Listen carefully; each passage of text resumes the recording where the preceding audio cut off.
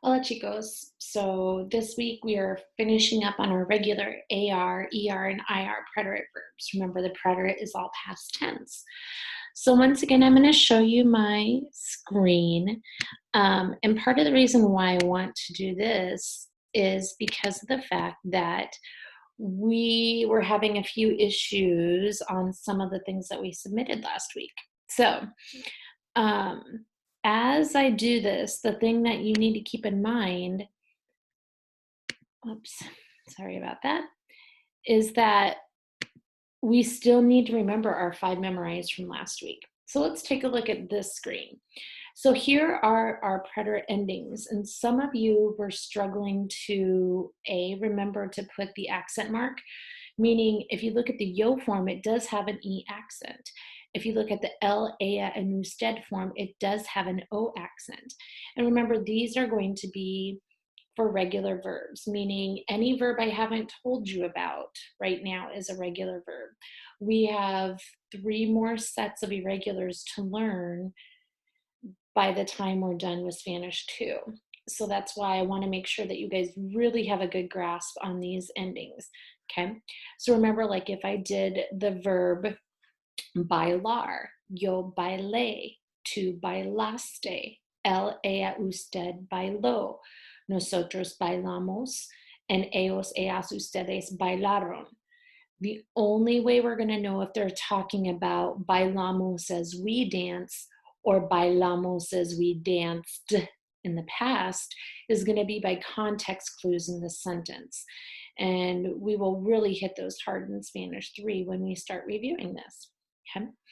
Don't forget then that the ERs and IRs have the same exact endings.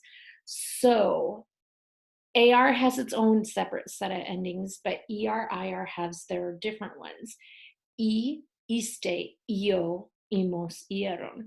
Notice that you guys need an accent on the I in the yo form. For example, yo comí, I ate. Tu comiste, you ate. And then when we change it to he or she ate or you formal ate, it's going to be comió. Yes, the accent's on the O and not the I. Comimos, we ate, and ellos, ellas, ustedes comieron. Okay.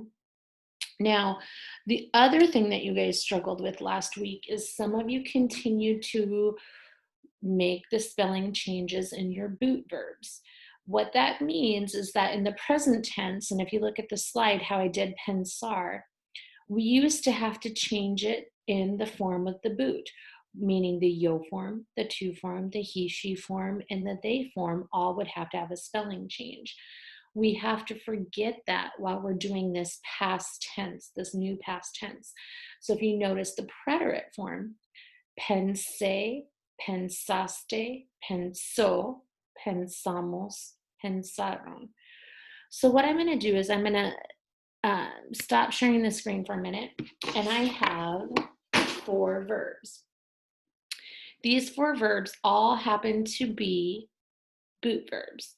However, when we conjugate them in the preterite, they do not have stem changes, meaning cerrar. Cerrar normally changed E to IE. It won't, not in the past tense. Contar would change from O to UE, no longer. Servir would change E to I. Not at this moment. It might in the future. And then perder would change E to IE, but it doesn't. So take a second, see if you can pause the video and see if you could conjugate these 4 verbs. Now, those of you that are just still listening to this, remember that cerrar is an AR verb. So when I do that, I need to remember that it's going to be in the AR endings. My new verb is cerraste, you closed. Contar, which means to count or to tell. It's an AR verb as well, but I'm not going to do the boot anymore. I need to put it in the they form, and so it now becomes contaron. Servir. Servir used to be a boot verb, but not in the preterite. Okay, so when I conjugate it, I have to remember what kind of verb this is. Now be careful, this is an IR verb and it's in the preterite, servi. And notice that I bolded the accent. I need you guys to remember the yo forms all have accents. Perder, I want to say he lost. It normally is a boot verb. And because it's an ER verb, I have to remember I'm going to use an ER ending. Perdio, P-E-R-D-I-O accent. Okay. Now, there's nothing really new that we're learning this week, but you do have a conjugemos that's due by Sunday at midnight. Okay. And it will mix AR, ERs, IRs up. You have to get 40 attempts in the 5 minutes, and you have to get a 75% or better in order for it to count. Now, one last thing. For those of you that listened last week to the entire video, here's my other nugget this time. I have a Zoom that is going to meet on Thursday. If you come in for the Zoom at 10 a.m. and you check in with me, we do maybe 5 or 6 of these verbs, there'll be another little special treat for you. So if you can, make it to the Thursday Zoom at 10 o'clock. The Zooms are always posted on the README document. It's been the same all year or all since e-learning, and I hope to see you guys there. Have a great week and know these verbs.